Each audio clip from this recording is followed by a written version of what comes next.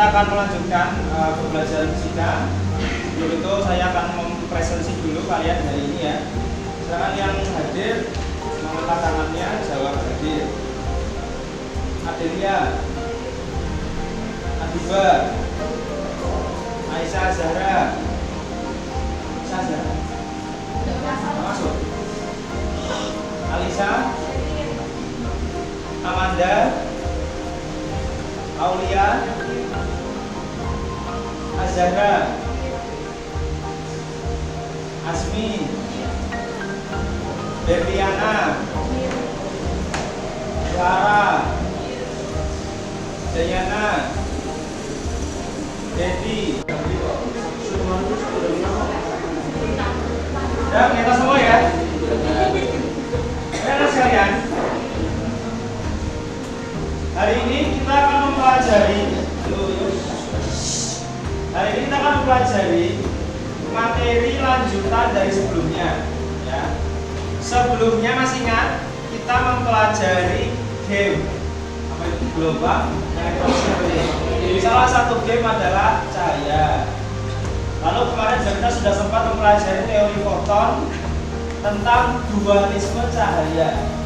Jadi dualisme cahaya itu sebelumnya kita sudah mempelajari, itu dicetuskan oleh Einstein melengkapi Max Planck bahwa cahaya itu memiliki sifat sebagai gelombang karena game itu, dan dia memiliki sifat sebagai partikel di mana cahaya itu memiliki energi yang terkuantisasi yang disebut foton. Jadi sebelumnya kita sudah belajar dualisme cahaya dan game. Nah, teori dualisme cahaya itu untuk menjelaskan sebuah fenomena yang hari ini kita pelajari yang disebut efek fotolistrik. Ya, jadi pada hari ini saya lihat di depan, kita akan mempelajari tujuan belajar hari ini ya, melalui percobaan virtual atau simulasi. Dengan kalian akan saya berikan percobaan simulasi agar kalian dapat menjelaskan gejala-gejala pada efek fotolistrik. Nah, nanti di sini gejalanya kualitatif. Kualitatif itu artinya sebuah konsep yang mungkin nanti kamu analisisnya tidak harus ke angka, ya, tapi pemahaman konsep. Jadi gejala-gejala apa yang ada dalam efek fotolistrik. Paham ya? Baiklah sekalian, semuanya perhatikan ke depan. Saya akan menunjukkan sebuah, ini potongan berita ya. Tapi nah, kalian pasti tidak akan asing dengan ini ya. Oke, silakan diperhatikan.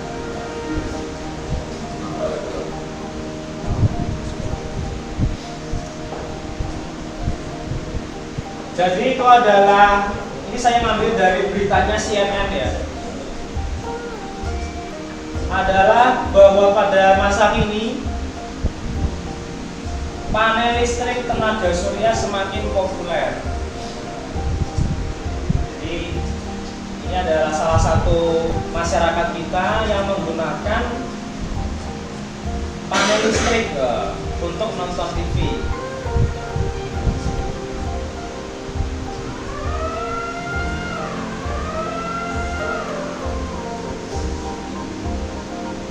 Ya, nah, saya cepatkan saja. Nah, sekarang dari film yang kamu tadi lihat, ya, maaf video ya, panel surya, kalian tidak asing ya. Nah, kira-kira pada panel surya ini ada yang tahu apa yang dia lakukan, ya? Proses apa? Atau mungkin lebih spesifiknya energi apa yang diolah pada panel surya itu? Ada yang bisa? Ya, berarti apa? Energi cahaya jadi energi listrik. Ya, apa energi apa? Energi cahaya. Oh ya, energi cahaya menjadi listrik. Jadi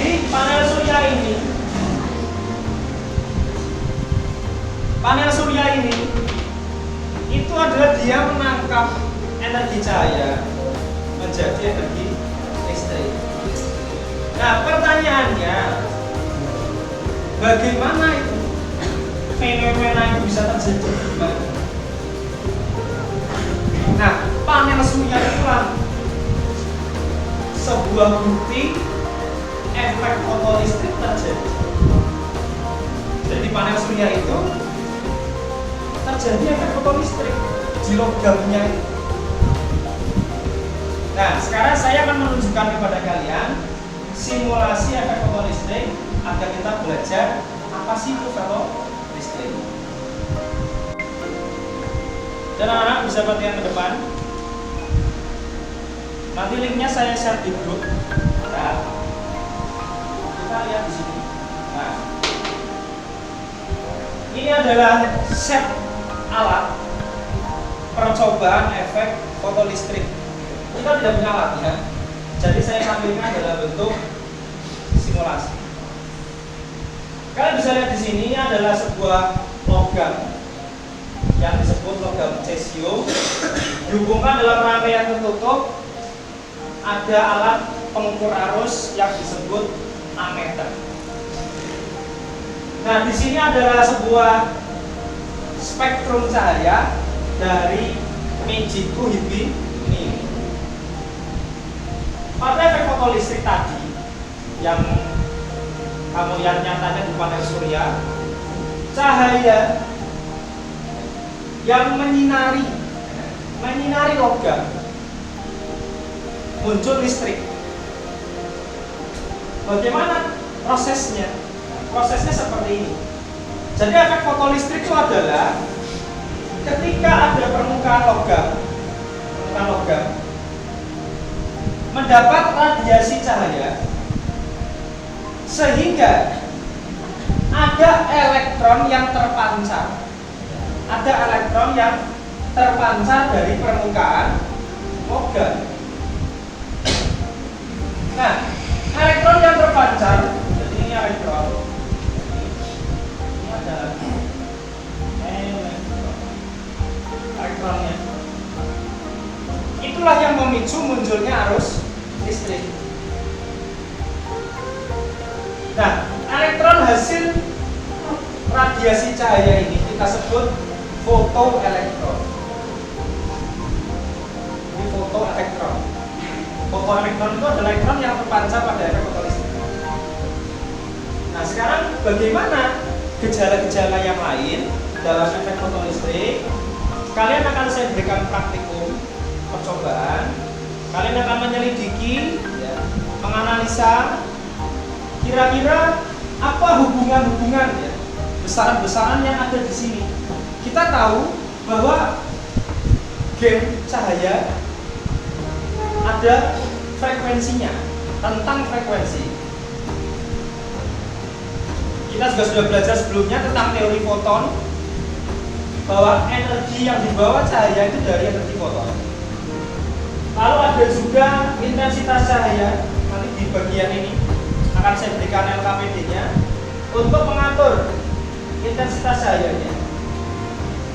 Nah, kira-kira nanti bagaimana hubungan frekuensi, ya, intensitas terhadap gejala fotolistrik? Nah, kamu kasih paham ya Nana ya? Baik, setelah ini saya akan bagikan LKPD-nya. Silakan kalian baca petunjuk-petunjuk praktikumnya, linknya akan saya berikan. Jelas ya? Kelompok 1, kelompok 2,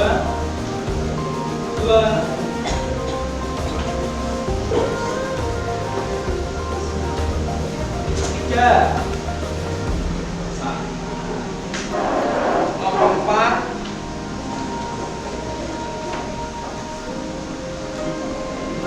5,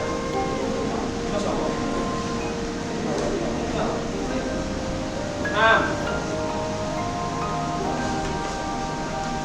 7, 8, 9,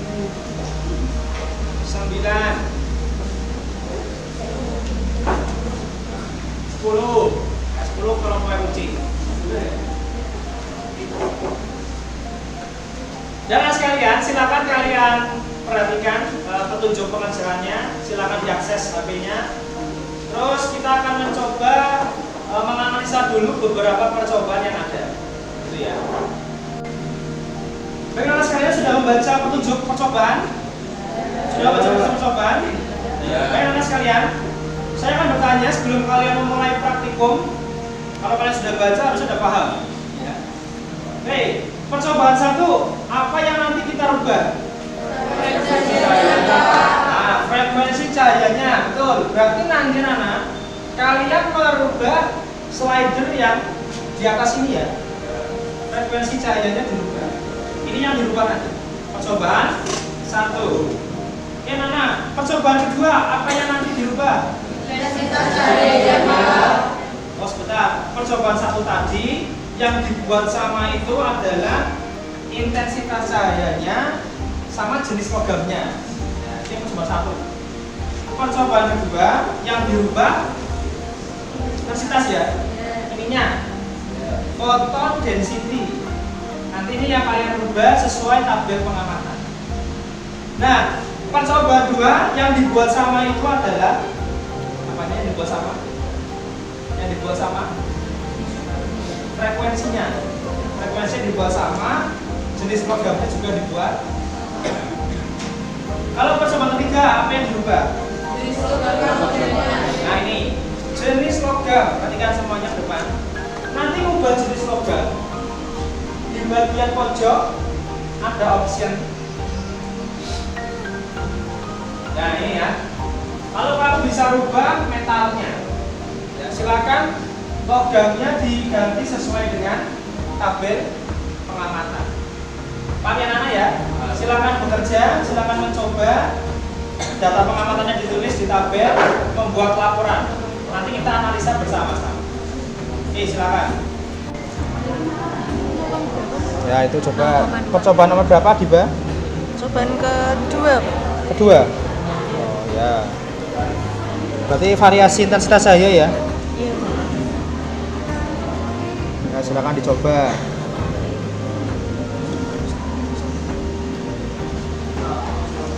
Ya sudah, praktikum. Percobaan nomor berapa ini? 1, apa yang dirubah? Apa yang dirubah? Yang 1 frekuensinya kan ini. Tabelnya juga ini ya ini. Yang pertama frekuensinya yang 3 yang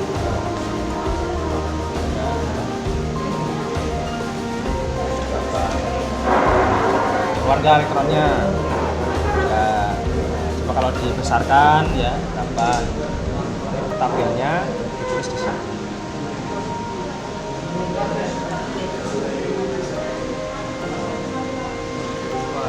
Frekuensi berapa itu? Wah, frekuensi berapa? Terus cari lagi variasi frekuensi yang lain ya. Dari kalau berapa ini? Itu harus 9. Kalau 9 apa percobaannya? Oh, intensitas. Intensitas cahaya ya. Coba intensitasnya dicoba.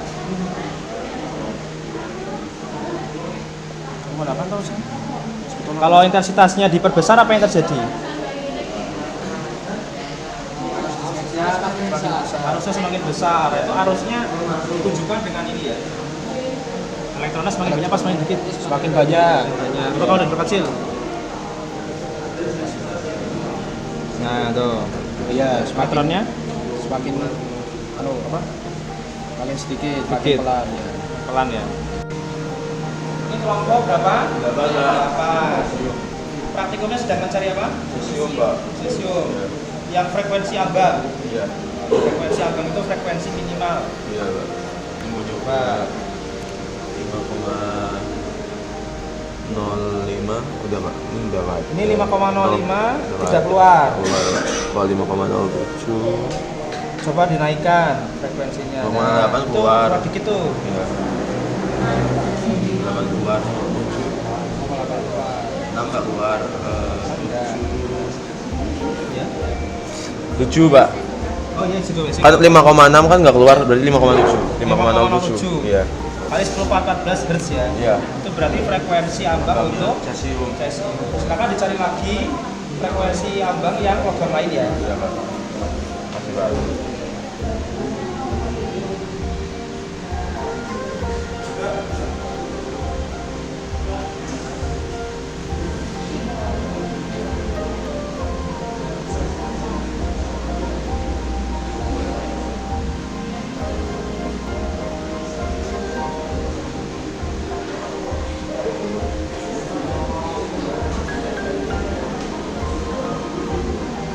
Baik, sekalian sudah melakukan percobaan semua? Sudah mengambil data? Nah, sekarang kita sebelum menarik kesimpulan dan analisa, kita tuliskan dulu bersama-sama, kita koreksi bersama ya. Data-datanya sudah diambil. Oke, yang percobaan pertama, variasi cahaya, frekuensi cahaya. Siapa yang mau menuliskan? Oke, Dayana kelompok berapa Mas? 7. Silakan Mas Dayana.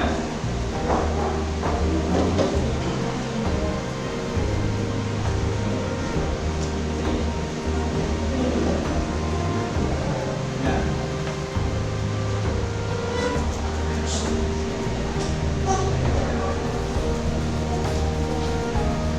Yang lain diperhatikan sambil dicocokkan apakah datanya sama atau mungkin berbeda jauh atau mungkin ada yang berbeda ya. Dua sekalian. Nah, ini Dayana ada yang arus listriknya 0. Frekuensinya 4,3 kali 4,3.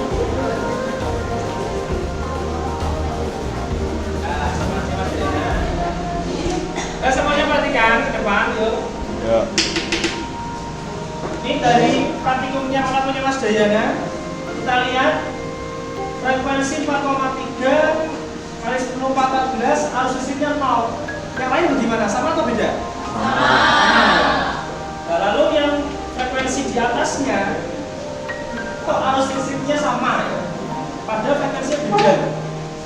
Frekuensinya beda, tapi arus listriknya sama. Nah, itu gimana? Nanti kita akan jawab di analisis ya. Oke, selanjutnya tabel kedua, kita cari gejala-gejala yang lain.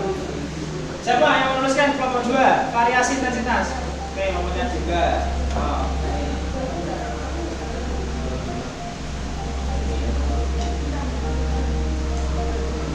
Jadi sambil diperhatikan ya, gejala-gejala yang muncul pada percobaan itulah yang kamu selidiki ya.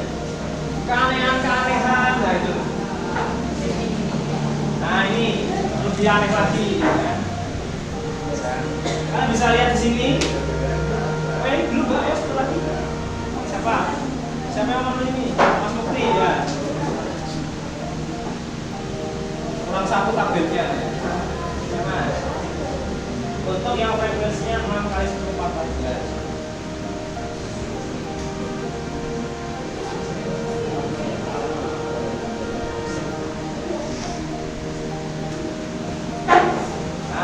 Lihat ya, ada keanehan di mana itu ada apa di situ 0. Nah, yuk nanti kita akan analisa ya di sini.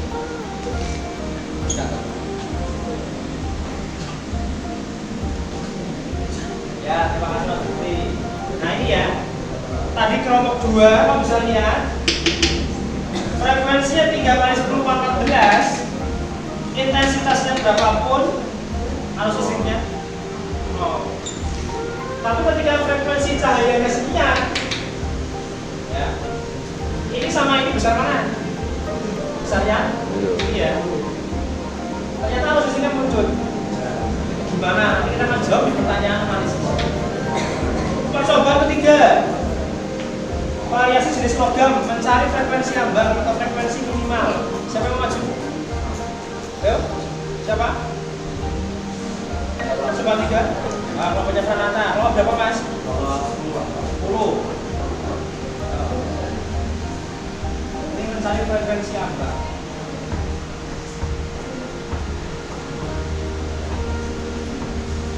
Jenis logamnya yang kamu selidiki apa aja ditulis. Ya, sudah. Dan mas kalian semuanya sudah kita cocokkan bersama data percobaan. Nah sekarang saya akan kasih waktu kepada kamu untuk tadi kamu menyelidiki, menalar data-data ini tuh ada keanehan, ada hubungan-hubungannya. Silakan kamu jawab dalam jawaban pertanyaan analisis yang sudah saya tulis di RKPD. Kalian pahami dari data percobaan atau kamu simpulkan? Itu ya, silakan saya beri waktu untuk berdiskusi, menganalisis, untuk mencari tahu gejala-gejala yang ada pada efek foto listrik. Ya, silakan coba jawab di analisis ya. Karena ada kesulitan enggak? Sudah. Kalau kesulitan ini dibantu. Ini coba. Kalian bisa lihat di sini ya. Tapi dari kelompok pengamatan sama juga ya. Sama ya. Ini misalkan sesio misalkan ya. Frekuensi angka berapa ini?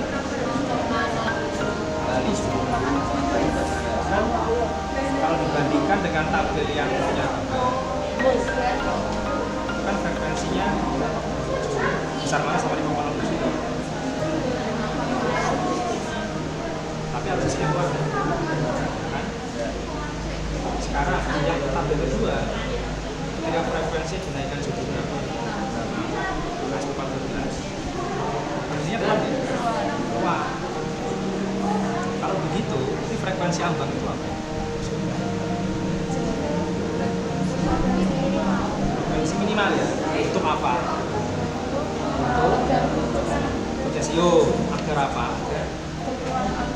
Ya, agar elektronnya itu bisa terpancar masuk arus sinyal. Jadi kalau di bawah ini bisa. Kalau di atas 5,7 ya, buat enggak. Anak sekalian sudah melakukan jawaban analisis? Sudah. Nah, mungkin nanti ada beda-beda ya. Kita bersama-sama membuat analisa bareng-bareng. Silakan mungkin yang mau maju menyampaikan hasil analisanya siapa? Ya, kalau berapa itu? Dua silakan depan, Mas Sultan, Mbak Dita sama Mbak Asti. Terus aja kalau tersalah di sana.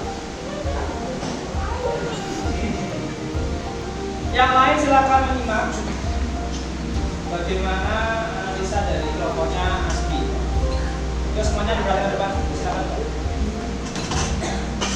Yang keras ya soalnya ya. Maju lagi. Pertanyaan yang pertama.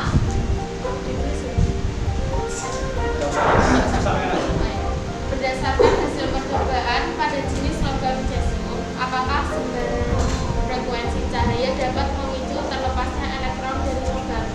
Jawabannya tidak. Menurut kalian?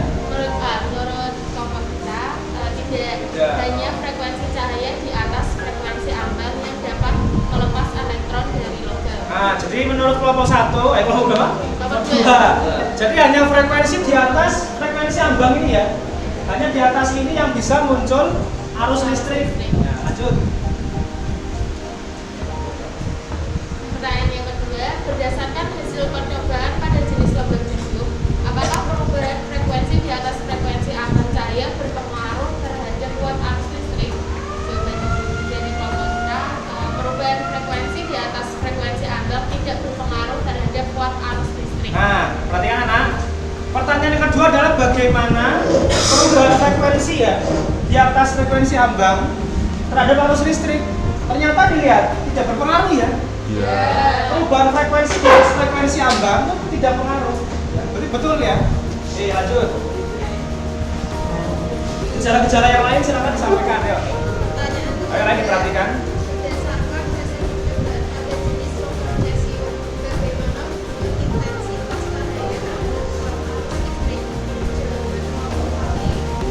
Jawaban intensitas cahaya berpengaruh terhadap banyaknya elektron yang terlepas. Nah, intensitas cahaya berpengaruh terhadap apa tadi? Terhadap banyaknya elektron yang terlepas. Jadi kamu tadi mungkin sudah lihat intensitas diperbesar, elektronnya makin banyak. Itu dibuktikan sebenarnya semuanya. Ini ya, elektron makin banyak yang terlepas, itu menunjukkan kuat arus listriknya juga semakin besar. Paham ya? Oke, lanjutkan gejala-gejala yang kamu temui apa lagi? Pertanyaan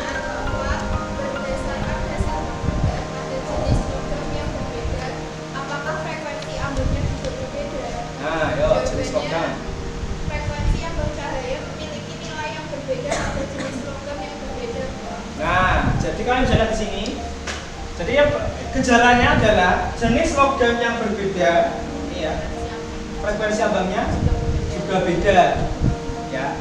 Berarti frekuensi ambang bergantung kepada jenis logam. Oke, sekarang coba kalian simpulkan ya, kesimpulannya apa dari percobaan saya menyampaikan? Kesimpulannya, efek fotolistrik adalah gejala terlepasnya elektron dari logam, tertentu karena radiasi cahaya di atas frekuensi ambang yang bergantung jenis logam. Kuat arus listrik tidak dipengaruhi oleh perubahan frekuensi, tapi dipengaruhi oleh perubahan intensitas cahaya. Ya, tepuk tangan untuk kelompok 2. Ya, jadi sudah disimpulkan dengan sangat tepat. Kita sudah mempelajari beberapa gejala kualitatif ya dalam efek fotolistrik.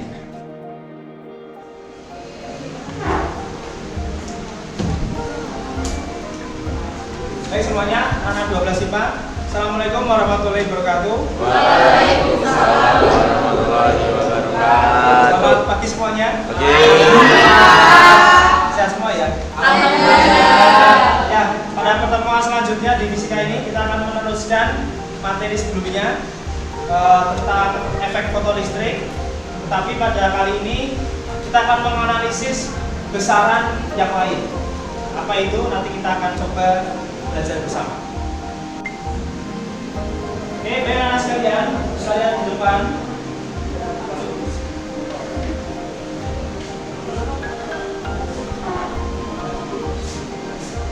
Nah, kemarin kita mempelajari tentang efek fotolistrik ya.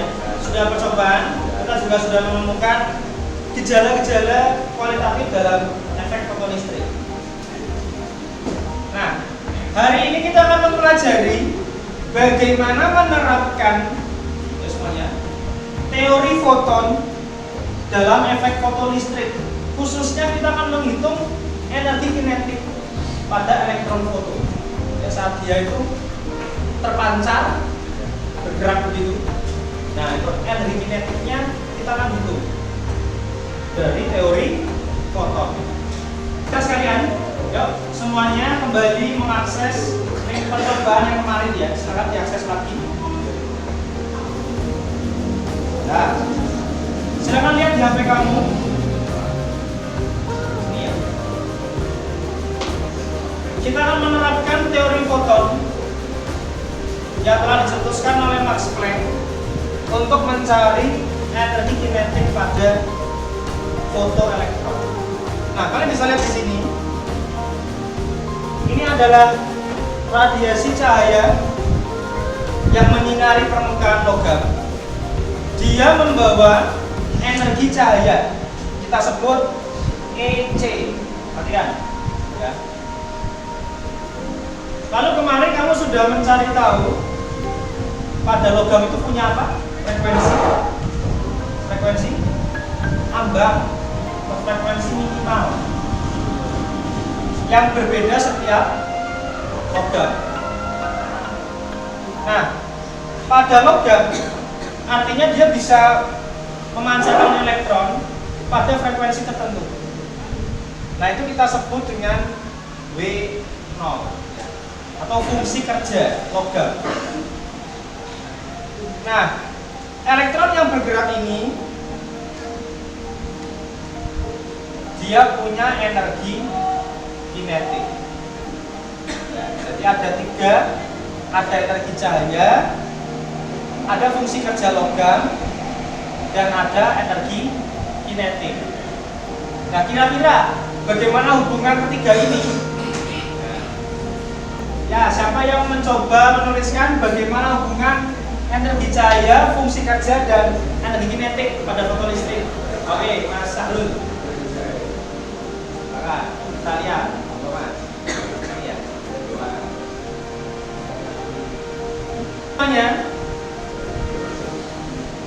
Nah, ini adalah hasil penafsiran dari Mas Sahrul bahwa energi cahaya diserap oleh logam, dia bekerja, fungsi kerja untuk memancarkan elektron dalam bentuk energi kinetik. Ini hubungannya sangat logis karena dia dapat energi cahaya untuk logam dan untuk energi kinetik. Ini prinsipnya seperti hukum kekekalan energi yang diterima dan yang digunakan. Ya. Nah, kemarin teori foton saya lanjutkan dari sini. Energi itu sama dengan perkalian konstanta Planck dikali frekuensi. Nah, ini kemarin teori fotonnya. Nah, kalau begitu dari sini saya geser ke sini ya.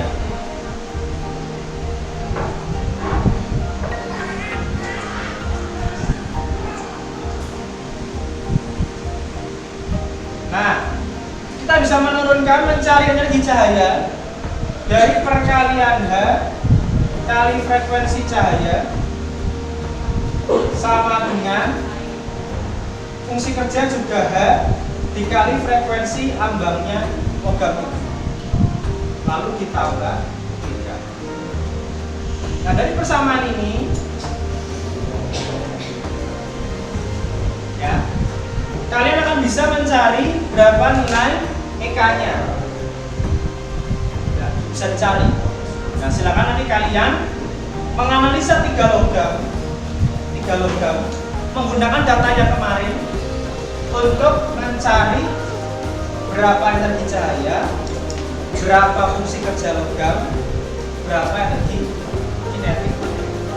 Ya, silakan kalian mencoba. Nanti akan saya padu. Saya berikan waktu dari sekarang. Ya, teman-teman silakan ditulis nilai fungsi kerja logamnya.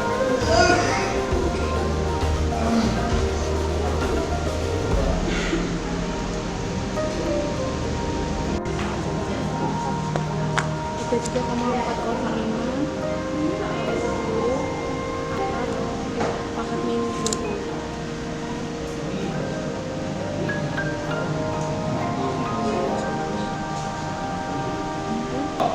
Sekarang yang sudah mencari fungsi kerja logam, Saya lah. baik. Nah.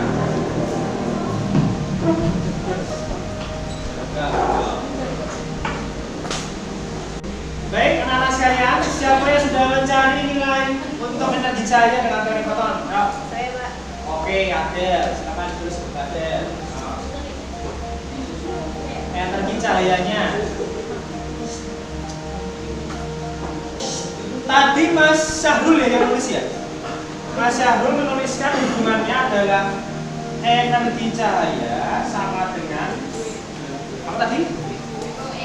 Ya, fungsi kerja WO ditambah EK. Anda perhatikan, berarti EK sama dengan luas ya? Berarti iya pintar. Nah. Ya. Oke, silakan kalian mencari nilai energi kinetik di sini.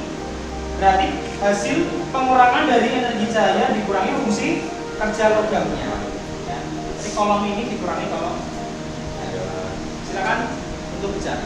Ayo, yang sudah menyelesaikan ya, saya akan beri nilai tambahan. Ya, nah ini siapa? Ayo.